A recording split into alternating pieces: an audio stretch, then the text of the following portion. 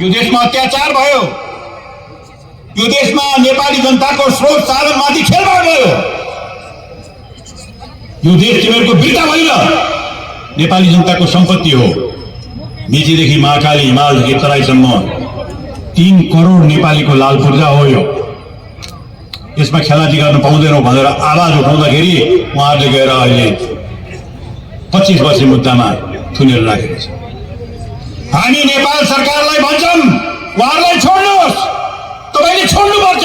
छोड्नु भएन भने हामी जबसम्म छुट्दैनौँ हामी लामो सास पनि लिँदैन, पछि लाग्छ मान्नु। हाम्रा साथीहरूलाई छोड्नुहोस्, किनभने उहाँहरूले नेपालको जनताको, नेपाली जनताको पक्षमा बोल्नु भएको छ, अन्याय र अत्याचारको विरोध गर्नुभएको छ। मित्रहरू, यो यथार्थता आफ्नो ठाउँमा छ। नेपाल सरकारले यसलाई भाषणमा बोलेको एउटा आक्रोश मात्रै नसम्झियोस्, आक्रोशले बोलेको होइन। यथार्थताको पीडा हामी यहाँ राखिरहेका छौँ। मित्रहरू, अहिले म धेरै लामो बोल्न चाहन्न। म अहिले खालि एक दुईवटा कुरा मात्र अरू तपाईँहरूलाई भन्छु। त्यो के हो भने नेपालमा अहिले रावणहरूको शासन भएको छ। रावण भनेको तपाईँहरूले सुनेको छ नि, रामनवमी त अस्ति भर्खर भयो होइन? रावणहरूको शासन भएको छ र रावणको शासन भनेको के हो? रावण भनेको के हो? त्यो बिम्ब तपाईँको अघितिर आउँछ। रावण भनेको के हो? रावण भनेको अहंकार हो। रावण भनेको अरूको चिज मेरो भन्ने घमण्ड हो। रावण भनेको सर्वसाधारणलाई उपेक्षा गर्ने मनस्थिति हो। रावण भनेको मैले गरेपछि जे गरे पनि हुन्छ, मैले गरेको ठिक भन्ने अहंकार, रावण प्रवृत्ति हो। त्यो रावण प्रवृत्ति, त्यो रावण प्रवृत्ति नेपालमा जनताको मत, जनताको बल लिएका जो राजनीतिज्ञहरू छन्, जसले जनताले तिमीहरूले काम गर हाम्रो लागि भनेर जनताले पठाएको, उनीहरूको प्रवृत्ति रावण प्रवृत्ति भएर गएको छ। रावण प्रवृत्ति भएर गएको छ। यो सम्पत्ति भनेको, यो सारा ढुकुटी भनेको त हामीले जे गरे पनि हुन्छ। यसमा अरू कसैले बोल्ने हो भने त्यो हाम्रो विरोधी हो, त्यसलाई सिद्ध्याउनुपर्छ। रावण प्रवृत्ति, यो रावण प्रवृत्ति यति बढेर गएको छ, जहाँ चाहिँ हेर्नु तपाईँ, यो रावण प्रवृत्ति बढेर गएको छ। यसको विरोध गर्ने, यो आजको संसारमा यो प्रवृत्तिले यो देशलाई कमजोर बनाउँछ। यो प्रवृत्तिले नेपालको आत्मविश्वासमा प्रहार गर्छ, नेपालीको इज्जत र सम्मानमा प्रहार गर्छ, नेपालको विश्वमा आफ्नो छविलाई धुमिल पार्छ। धुमिल त भएको छ। नेपालको पासपोर्ट हेर्नुहोस्, नेपालको पासपोर्ट मान्यताको आधारमा धेरै धेरै धेरै तल्दै गइसकेको छ। एकपटक थियो जर्मनीमा जाँदा पनि नेपालको पासपोर्टमा भिसा चाहिन्थेन, ती लिएर छाप लगाउँथ्यो। अहिले हेर्नुहोस् त कहाँ छ? नेपालको पासपोर्ट भयो भने दस्ता लिएको थियो। यस्तो अवस्थामा देशलाई पुर्याउने, देशको बेइज्जत गराउने यो रावण प्रवृत्तिको विरुद्धमा सङ्घर्ष गर्नु आजको मूल चुनौती हो। ठुला पार्टीहरू गर्नेवाला छैन, उनीहरू त्यही प्रवृत्तिमै बसेका छन्, त्यही प्रवृत्तिबाटै फाइदा लिइरहेका छन् हाम्रा मित्रहरूले त्यहाँ। अब त्यसको विरोध गर्ने, अब राष्ट्रव्यापी रूपमा राष्ट्रवादी नेपालीहरूलाई उठाएर यो राष्ट्र हामी बनाउन सक्छौँ। यहाँ रोजगारीको लागि गल्फ स्टेटमा गएर 50 डिग्रीको घाममा पसिना चुहाउनु पर्दैन, हामी काम दिलाउन सक्छौँ।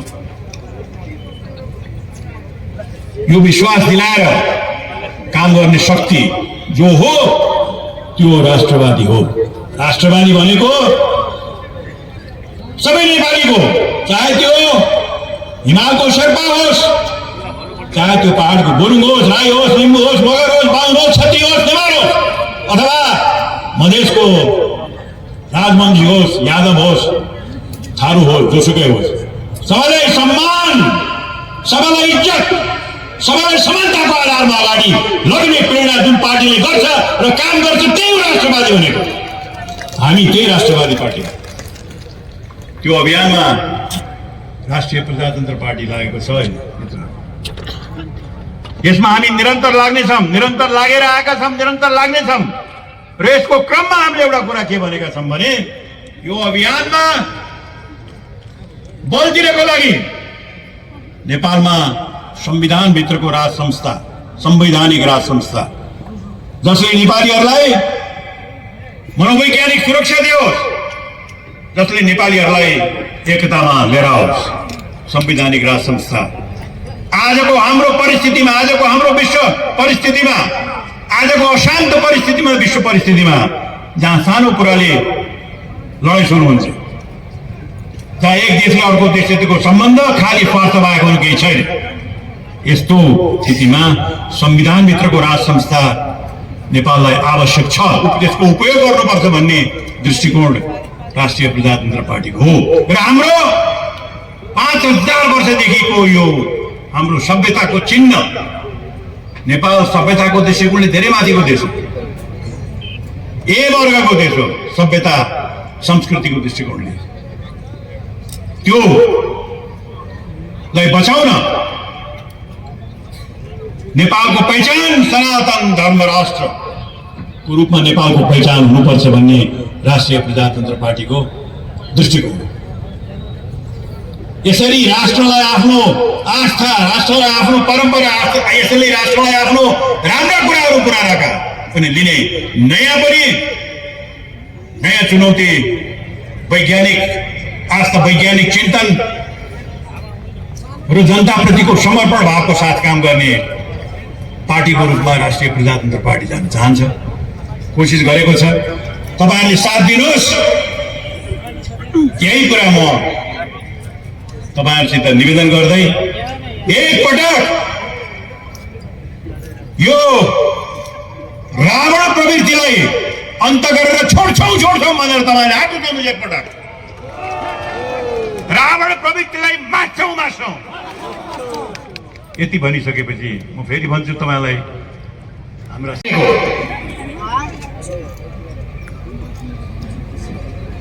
र यति निष्क्रिय सत्ता छ, यति नालायक सत्ता छ कि राष्ट्र बैंकको गभर्नर जुन 1 महिना अगाडि नियुक्त हुनुपर्ने थियो, राष्ट्र बैंकको गभर्नर अहिलेसम्म नियुक्त गर्न सकेको छैन, किनभने भागवत मिलेको छैन यिनीहरूको बिचमा, नियुक्त गर्न सकेको छैन। यति नालायक सत्ता छ। प्रशासन यति अस्थिर छ कि तपाईले यो 4 वर्षको भन्सार विभागमा गएर भन्सार विभागमा को हाकिमहरू भएछन् भनेर हेर्नु भने यो 4 वर्षमा एउटा हाकिमले सरदर 6 महिना भन्दा बढ्ता भन्सार विभागको डाइरेक्टर भएर बस्नु पाएको छैन। असोल पुगेन भने अर्को आइहाल्यो। त्यस्तै सम्पत्ति शुद्धिकरण भन्ने छ प्रधानमन्त्रीको अन्तर्गत। त्यो सम्पत्ति शुद्धिकरणमा यो विगत 4 वर्षमा हेर्दाखेरि 8 महिना भन्दा बढ्ता कुनै हाकिम बस्नु पाएको छैन, किनभने जे भनेको छ त्यो गरेन अथवा असोल गरेन भने त्यसको म्याद सकियो। कर्मचारीहरूलाई जानिया शासनको जमानाको जाँच जस्तो गरेर आज व्यवहार भएको छ। अनि प्रशासनले काम गर्छ, अनि प्रशासन पनि स्वतः भ्रष्ट, शासक पनि स्वतः भ्रष्ट। त्यसको मार, त्यसको पीडा कसले बोक्ने? त्यो पीडा बोक्ने भनेको सर्वसाधारण नेपाली जनताले हो। 100 रुपियाँ पर्ने कामलाई 500 रुपियाँ दाम खर्च हुन्छ, 400 रुपियाँ दाम खान्छन्।